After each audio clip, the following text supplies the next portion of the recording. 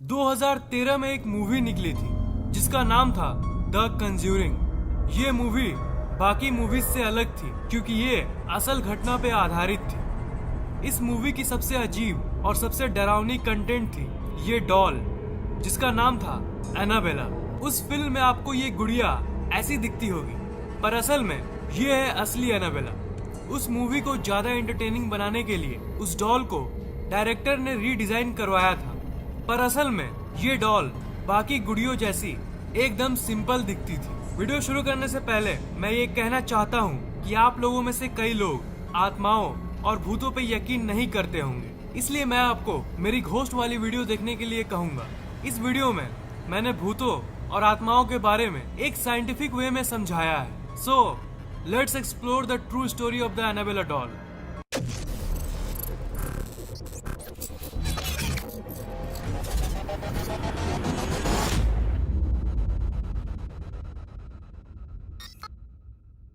इस वीडियो को पूरा जरूर देखिएगा क्योंकि आपको एनाबेला से रिलेटेड सारी इंफॉर्मेशन मिलने वाली है। इसकी कहानी शुरू होती है 1970 में। एक लड़की जिसका नाम था डोना, उसे उसकी माँ एक एंटीक डॉल गिफ्ट करती है। उसे बचपन से ही डॉल बहुत पसंद था और इसलिए कॉलेज में होने के बावजूद भी वो इन सब चीजों के साथ खेलती थी। डोना उस समय कॉलेज में थी और वो नर्स की पढ़ाई कर रही थी। उसकी एक रूममेट थी जिसका नाम था एंजी और वो दोनों एक अपार्टमेंट में रहते थे। उस अपार्टमेंट में जब उसकी माँ उसे डॉल गिफ्ट की थी तब डोना ने उसे बड़ी खुशी खुशी एक्सेप्ट कर लिया और उस डॉल को बेड पे रख दिया। थोड़ी देर बाद डोना और उसकी दोस्त एंजी दोनों ने ये नोटिस किया कि वो डॉल खुद ब खुद अपने आप जगह से मूव करने लगी। वो जब घर वापस आती थी उस समय डॉल की पोजीशन बदल जाती थी। जब वो उस डॉल को किसी रूम में रख के कॉलेज से आती थी तब वो देखती थी कि वो डॉल दूसरे रूम में पड़ी हुई है। जैसे जब वो बेड पे उस डॉल को रखती थी तो वापस आने के बाद वो अपने सोफा पे उसे पाती थी। धीरे धीरे ये चीजें और भी बढ़ती गई। कुछ हफ्ते बाद ये घटनाएं थोड़ी ज्यादा ही डरावनी होने लगी। एक शाम वो दोनों दोस्त अपने कॉलेज से आई तो उन्होंने कई पेपर्स को देखा जिसपे लिखा हुआ था हेल्प अस, हेल्प अस।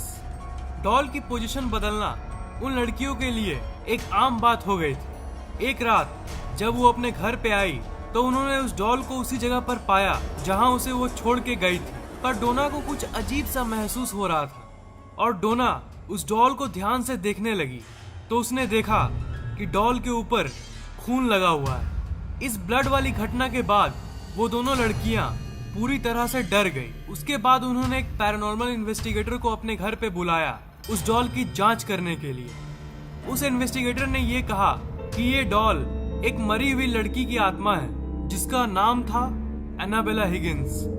उस इन्वेस्टिगेटर ने एनाबेला से बात करने की कोशिश की। एनाबेला की आत्मा ने उसे बताया कि वो उसी जमीन पे पहले रहती थी जिसपे वो अपार्टमेंट बना है, जिसपे ये दोनों दोस्त रहती है। और एनाबेला ने कहा कि उसकी मौत तब हुई थी जब उसकी उम्र सिर्फ 7 साल थी। उसने ये भी कहा कि ये डोना और एंजी के साथ सेफ फील करती थी और उसने उस इन्वेस्टिगेटर के जरिए दोनों रूममेट से ये पूछी कि क्या वो उनके साथ रह सकती है। डोना और एंजी नर्स की पढ़ाई कर रही थी और लोगों का भला करना उनका काम था।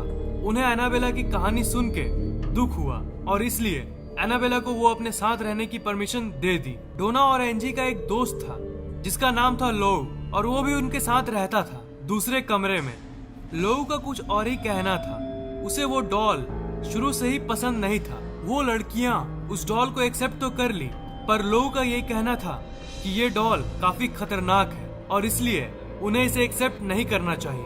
पर डोना ने लोग की बात नहीं मानी क्योंकि उसे उस इन्वेस्टिगेटर की बात सही लग रही थी और उसने तो यही कहा था कि इस डॉल के अंदर एक 7 साल की लड़की की आत्मा है जो किसी को चोट नहीं पहुंचाना चाहती थी बल्कि सिर्फ प्यार चाहती थी।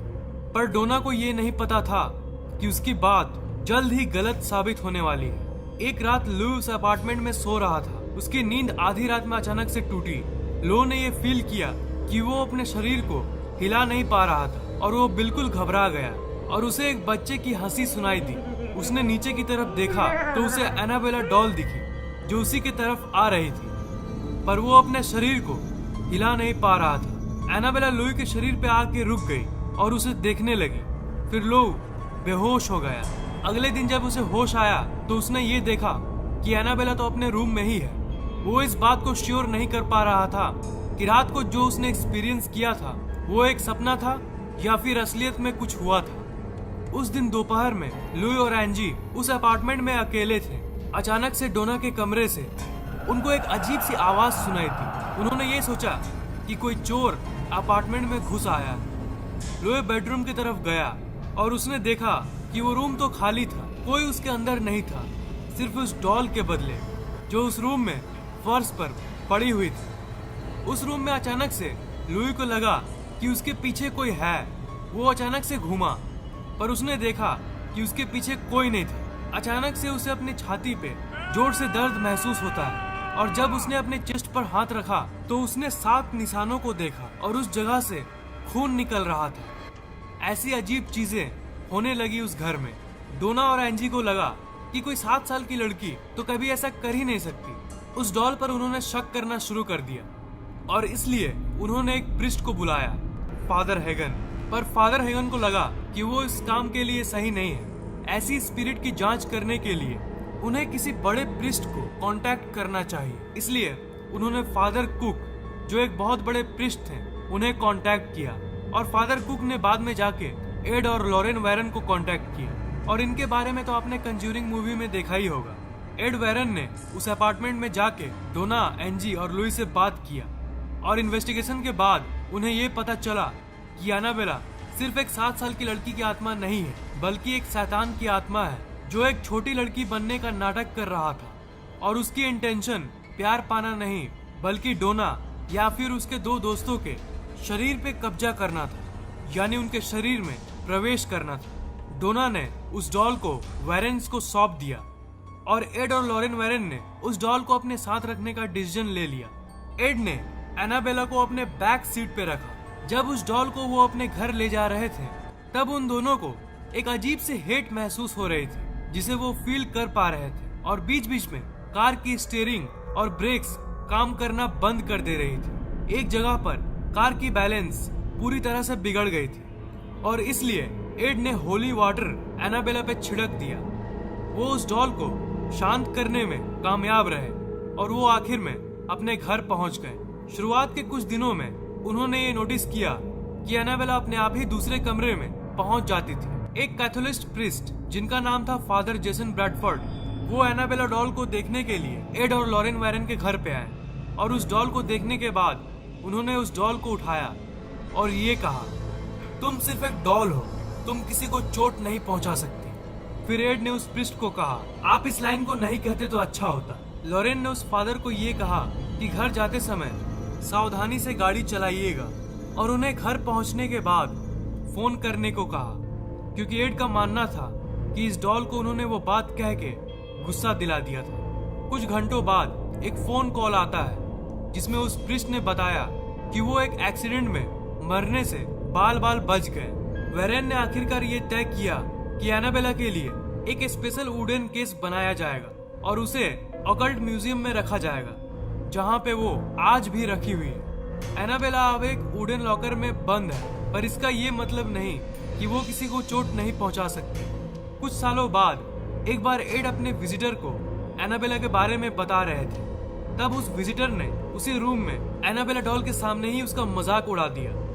जब वो विजिटर रात में अपने एक क्लोज फ्रेंड के साथ बाइक पे घर जा रहा था तब उसका एक्सीडेंट हो गया, पर उसकी वो दोस्त बच जाती है, पर वो लड़का मर जाता है। उसकी जो दोस्त बचती है उसने ये कहा कि वो एनाबेला के बारे में बात कर रही थी, उसको लेकर मजाक उड़ा रही थी। तभी अचानक से उसने अपना कंट्रोल लॉस्ट कर दिया और वो बाइक एक पेड़ पे जाके टकरा गई। आज भी एनाबेला उसी ऑकल्ट म्यूजियम में पाई जा सकती है। ये दुनिया की सबसे श्रापित डॉल्स में से एक नहीं, बल्कि दुनिया की सबसे श्रापित डॉल है। जैसा कि मैंने कहा कि आज भी एनाबेला उसी ऑकल्ट म्यूजियम में बंद है। तो अगर आपको एक चांस मिले तो क्या आप एनाबेला डॉल को करीब से देखना चाहोगे?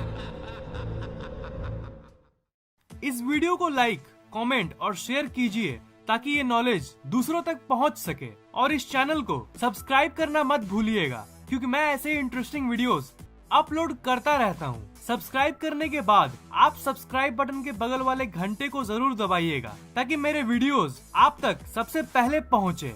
आप फैक्टेक के ऑफिशियल फेसबुक पेज को लाइक, ट्विटर और गूगल प्लस को फॉलो जरूर कीजिए, ताकि हम लोग आपस में हमेशा कनेक्टेड रहे। लिंक्स मैंने डिस्क्रिप्शन में दे दिया है।